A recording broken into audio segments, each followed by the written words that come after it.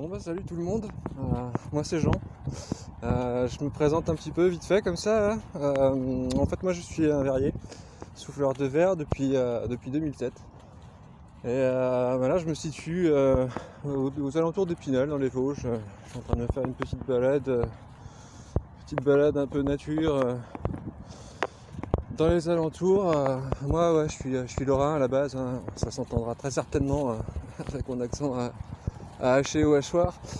Mais tout ça pour vous dire que voilà, il m'est venu en tête l'idée de faire une petite chaîne YouTube, histoire d'expliquer un petit peu tout ce qui se passe autour du verre, qu'est-ce que c'est que ce métier, qu'est-ce que c'est que cette matière, comment on l'obtient, comment on la travaille, où est-ce que ça se fait. En ce qui me concerne, j'étais pas du tout prédestiné à être souffleur de verre à la base. Je suis pas du tout de ce milieu, j'ai jamais été intéressé par ça avant que je sois adulte, hein. Donc j'ai fait un parcours. Moi à la base je voulais être j'aimais bien la cuisine, j'aime toujours la cuisine d'ailleurs. Je voulais passer un BEP quand j'étais au collège et finalement comme beaucoup de gens, les parents sont là, ils veulent le mieux pour toi, donc forcément ils t'incitent un petit peu à passer ton bac. Moi j'ai passé mon bac. Un bac ES. Je suis arrivé à la fin de mon lycée, je ne savais toujours pas quoi faire. Qu'est-ce que je me suis dit? Une chose simple, hein, je savais que j'avais envie de bouger. Il y a d'autres choses qui faisaient, mais je vous raconterai un peu plus tard. Donc je me suis dit qu'une fac d'anglais, ça serait pas plus mal, ça aiderait dans tous les cas. Alors de la même manière que j'ai un accent lorrain, j'ai aussi un sacré accent français. Donc je me fais reconnaître assez rapidement. D'autant que j'ai bossé à l'étranger pendant quelques années. J'ai vécu 10 ans au Danemark dans le cadre de ma formation de verrier et ensuite pour le boulot. Ensuite j'ai fait encore pire, j'ai fait une fac d'AES, administratif, économique et social. Donc je crois qu'à part le droit il n'y a pas plus chiant. Les statistiques, les trucs comme ça, j'en ai fait aussi un petit peu. Je peux vous dire que c'est pas intéressant du tout. Enfin respect pour ceux qui le font en tout cas et qui aiment ça. Et on n'est pas là pour juger qui que ce soit ici. Et ensuite, j'avais quand même beaucoup d'intérêt dans les arts plastiques. J'ai toujours aimé faire des choses de mes mains. Donc je me suis focalisé là-dessus. Je dessinais pas mal à l'époque. Je faisais un petit peu de céramique. Alors j'ai fait une mise à niveau d'art appliqué dans une école privée à Nancy, qui est arrivée vraiment au pire moment de ma vie. Une période un peu sombre, de laquelle je me suis remis, et notamment grâce au verre, à la découverte du verre. Parce que à la suite de cette année de mise à niveau, j'ai voulu tout simplement travailler, entrer dans le monde actif. J'avais besoin... En fait j'avais des problèmes, voilà, je vais parler franchement, j'avais des problèmes d'héroïne. Donc j'ai été héroïnomane pendant 8 bonnes années. Je parle de ça en consommant tous les jours. Et donc le métier de verrier m'a aidé, ça a été essentiel à mon sevrage et au fait que je me sens plutôt bien dans ma vie aujourd'hui. Mais le problème de la céramique, c'est qu'en fait j'ai pas vraiment trouvé de CFA dans les coins. Ou alors si j'en avais trouvé, mais à Paris, alors autant vous dire que moi Paris c'est pas les grandes villes, tout ça, c'est pas mon kiff. Moi je suis un mec de la campagne, hein, d'un petit village du sud des Vosges, perdu dans les bois. Et j'aime bien la nature et sa tranquillité. Donc tout ce qui est gros centre comme Paris, ça allait pas le faire pour moi, quoi, ça c'est clair. Et donc étant justement, comme je vous disais en introduction, étant dans la région quand même historique du verre en France, je me suis doucement intéressé à ça et notamment je me suis intéressé à Baccarat. J'ai commencé ma formation de verrier à Baccarat en alternance, donc en 2007, donc sur 2 ans. Donc on partageait notre temps entre l'usine et l'école. C'est 2 expériences dont je vous parlerai dans un autre vlog. Là il faudrait encore plus de temps, ça ferait des vidéos très très longues je pense. Il va falloir encore une fois que je règle tout ça, hein. Je suis nouveau là-dedans, j'ai aucune expérience en ce qui est Vidéo, YouTube, voilà. Je suis un vieux de 85 qui a du mal un petit peu des fois avec la technologie, ça, je vais pas dire le contraire. J'aime bien les choses traditionnelles, faites main.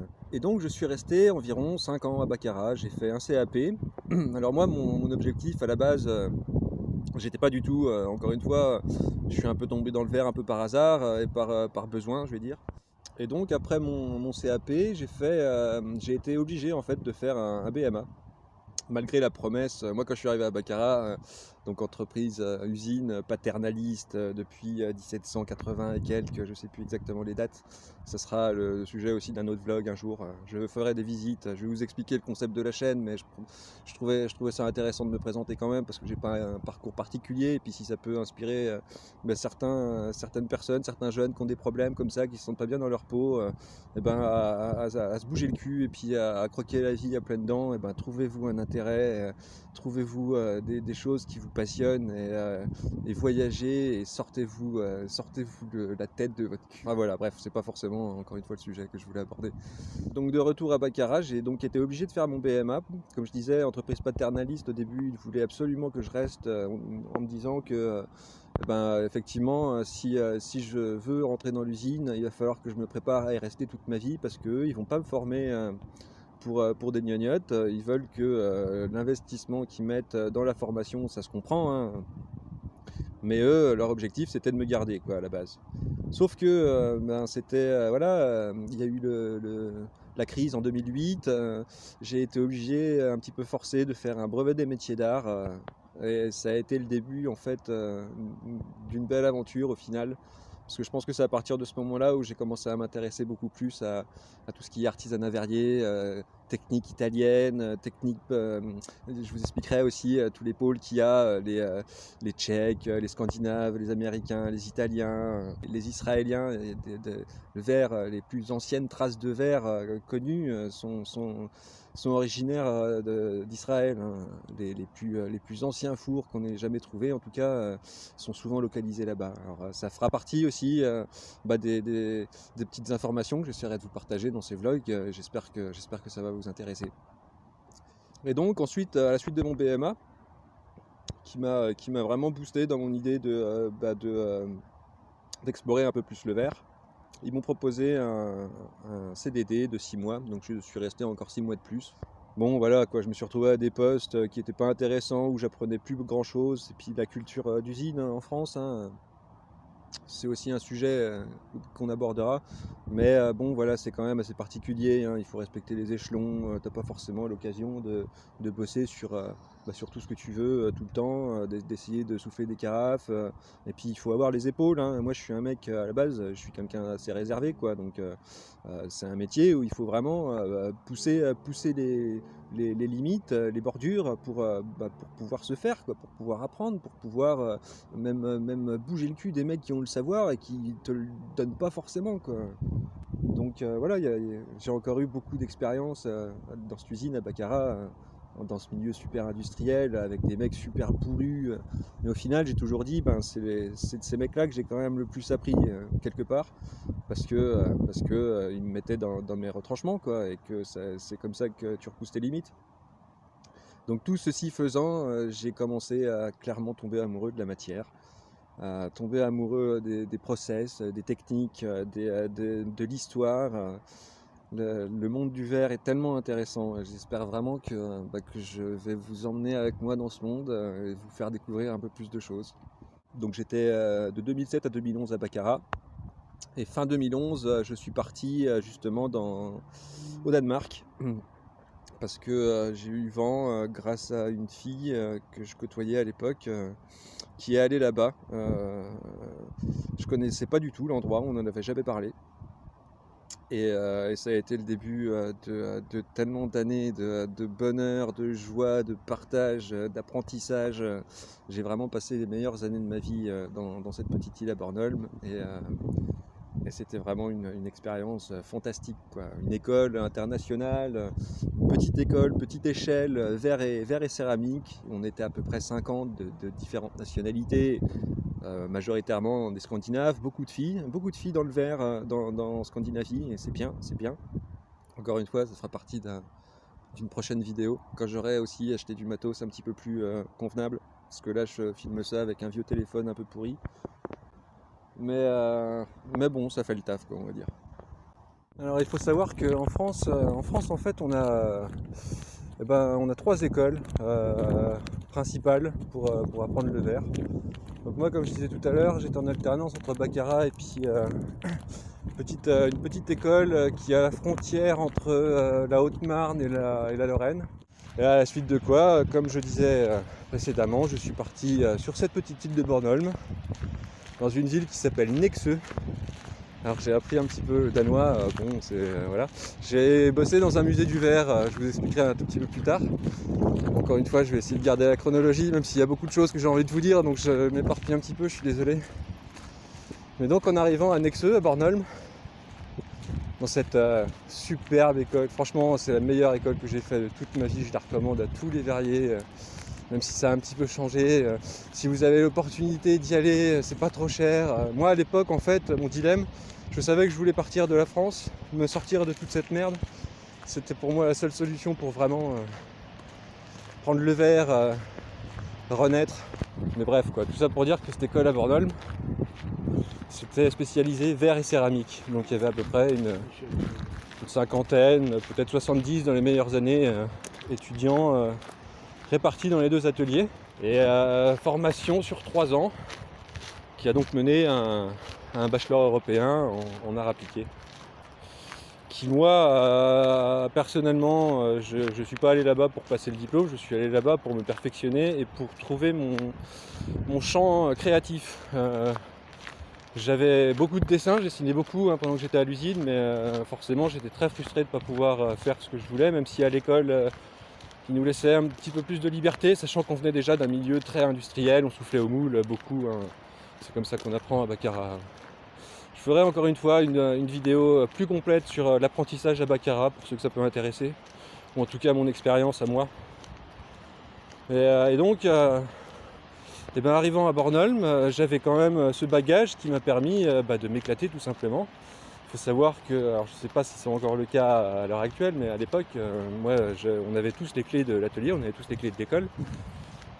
J'étais dans une période de sevrage en plus au tout début, donc je dormais pas des masses, hein, je vais pas vous mentir. Mais dans tous les drames, il y a des opportunités. C'est ce que j'essaie de me dire dans l'adversité quand je suis vraiment au fond du trou. C'est une phrase qui me revient en tête. Ouais. Dans tous les drames, il y a une opportunité. Quelque part, c'est vrai. Donc j'ai saisi l'opportunité et j'ai été là-bas et ça a été le bon choix, quoi, parce que j'ai pu vraiment pleinement développer ma créativité, perfectionner le savoir que j'avais déjà. Moi, ce que j'avais bien aimé, et je pense que c'était une bonne idée de commencer à Baccarat, c'est que ça m'a donné de la discipline, de la régularité, l'amour du travail bien fait, de la cadence, voilà quoi, il y a les mecs qui attendent derrière, travail à la chaîne, il faut faire le taf qu'il faut au bon moment. J'ai soufflé des centaines, des milliers de verres, de vases, de verres à pied. J'ai tiré je sais pas combien de milliers de jambes, j'ai apporté je sais pas combien d'apports. Les apports, c'est quand on ajoute une pièce chaude de verre sur une pièce déjà existante sur la canne du verrier. Enfin voilà, je crois que je suis en train de me perdre parce que je parle de trop. Pour finir sur mon éducation, en fait cette école à Bornholm qui était sur 3 ans à la base, moi je l'ai fait en 4 ans. En fait en 2e année on faisait des stages. Moi je suis allé dans un petit patelin au Danemark, dans une ville balnéaire superbe, je recommande à tout le monde d'aller y faire un tour, où il y a une communauté de verriers qui s'est installée à partir des années 70. Et j'ai bossé pour eux un petit peu en stage. J'ai bossé là-bas, j'ai bossé chez Tobias Moll. Et à la suite de ce stage, en fait, il y a un musée du verre à Ebeltoft qui maintenant a changé de nom, ça s'appelle Glass.dk. Et en fait, moi j'ai bossé là-bas pour pas dire de bêtises, de 2015 à 2020. Même un petit peu plus que ça, de 2014. 2014, l'été, j'étais déjà là-bas. Donc j'ai fait à peu près 6 ans dans ce musée qui était, ma foi, une expérience fort enrichissante. J'ai passé 3 ans en tant qu'assistant, 3 ans et demi en tant qu'assistant, et 3 ans en tant que gérant de l'atelier. C'est un petit atelier, un petit musée où il y a un atelier de verre, où on souffle, on fait des démonstrations, on montre le process aux gens qui viennent visiter le musée. Moi, ça fait partie des choses, des meilleures choses que j'ai faites dans ma vie, même si bon, ça s'est pas passé comme je le voudrais.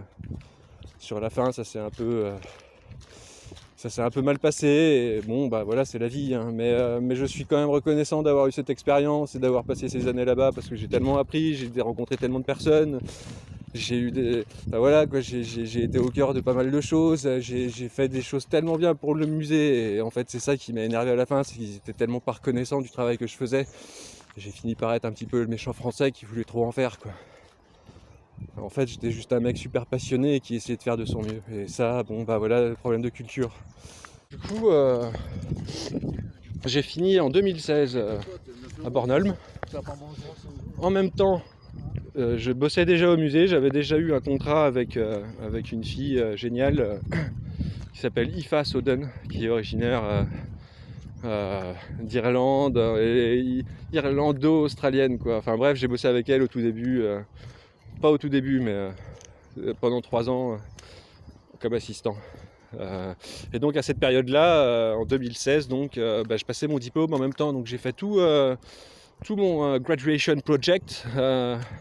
Donc mes épreuves de fin d'année, en fait moi j'ai fait ça au musée.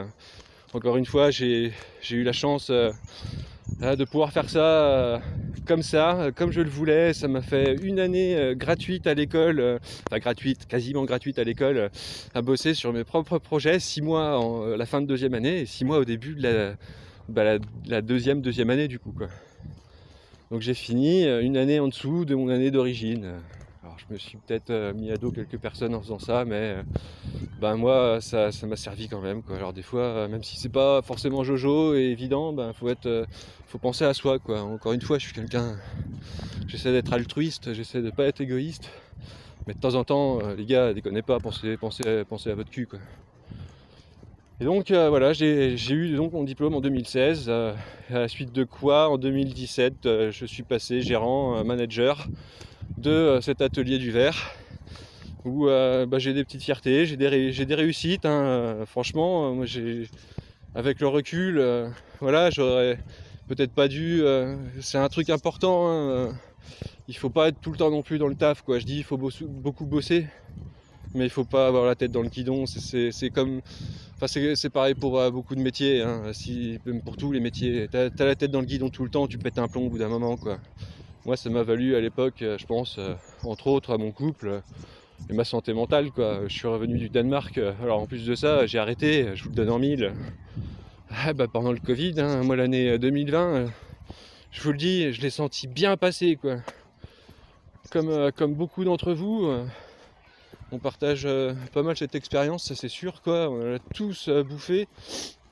Et moi, ça m'a vraiment fait péter un plomb quoi. Je revenais un petit peu en mode défaite en France, chez mes parents, dans mon village d'origine, où j'avais tous mes problèmes, où j'avais l'impression de revenir comme à l'époque. Enfin vous imaginez pas, là je vais pas m'étendre encore une fois parce que voilà. On va faire bien pour la première vidéo, mais voilà, enfin c'était difficile quoi, vraiment contexte particulier. Je suis revenu, moi je bossais, mon assistante qui m'a accompagné tout du temps où j'étais au musée, à l'époque c'était ma compagne. Je suis revenu, je me suis retrouvé tout seul. Le fait d'avoir été avec elle, ça m'a éloigné de mes potes que j'avais à l'école. Et en fait dans ce métier, tout seul, c'est vachement difficile, hein. Il y en a qui y arrivent. Après ça dépend de la spécialité de chacun quoi. Travail, casting, décoration, soufflage, j'ai dit aussi fusing, il y a la torche, il y a aussi effectivement forcément toutes les disciplines de travail à froid, parce que le verre ça se travaille chaud. En tout cas dans mon domaine, soufflage de verre, on forme nos pièces à chaud. Comme je disais tout à l'heure, température de fusion 1200 degrés, température de travail entre 900, parce que ça refroidit vachement vite sorti du four. Donc on va le travailler entre 900 et 750 degrés. À partir de 750 degrés, en fait, le verre il va commencer à se solidifier. En fait, à un niveau moléculaire, il change sa forme chimique, sa structure chimique. Et du coup, ça le transforme un petit peu comme... ça change son état en fait, quoi. Donc alors c'est un débat, hein.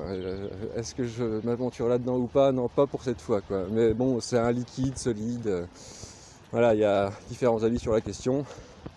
Je pense que tous se valent à peu près. C'est une matière tellement mystérieuse de toute façon que voilà. Mais c'est super intéressant, quoi.